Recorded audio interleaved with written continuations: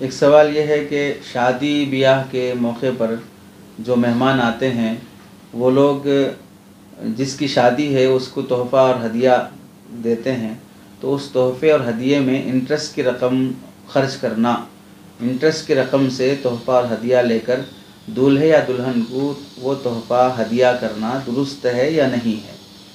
جواب یہ ہے کہ انٹرسٹ کی رقم یعنی سودی رقم سے کسی مسلمان کی شادی میں ہو یا کسی غیر مسلم بھائی کے شادی میں ہو، تحفہ خرید کر ہدیہ دینا ناجائز اور حرام ہے، ہرگز اس کی گنجائش اور اجازت نہیں ہے۔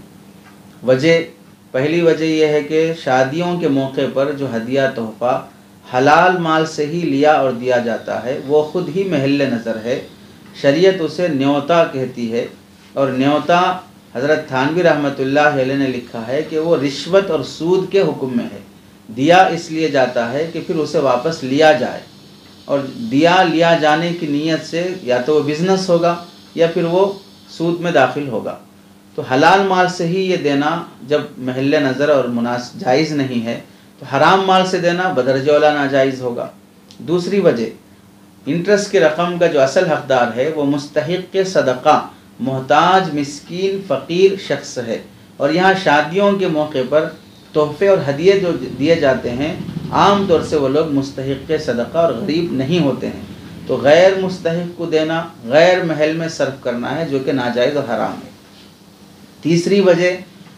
جب غیر محل اور غیر مستحق شخص کو دیا جائے گا تو اصل جو اس کا حقدار اور مستحق شخص ہے اس کا حق مارا جائے گا، اور حقدار کا حق مارا جانا بھی ایک درجے میں ظلم ہے، تو اس وجہ سے یہ ظلم کہلائے گا۔ اور اسی کے ساتھ یہ بات بھی یاد رکھنا چاہیے کہ اگر کسی شخص کو یہ معلوم ہو کہ فلاں شخص انٹرسٹ کی رقم سے ہدیہ دے رہا ہے، تحفہ اور گفٹ کر رہا ہے، تو پھر اسے وہ قبول کرنا اور لینا بھی جائز نہیں ہے، خواہ وہ شادی کے موقع پر وہ ہدیہ مل رہا ہو یا غیر شادی کے موقع پر ہدیہ مل رہا ہو، لیکن اگر وہ انٹرسٹ کی رقم سے مل رہا ہے اور میں اس کا حقدار نہیں ہوں تو ایسے آدمی کو ویسا ہدیہ قبول کرنا بھی ناجائز اور حرام ہے، اس سے احتیاط کرنا چاہیے۔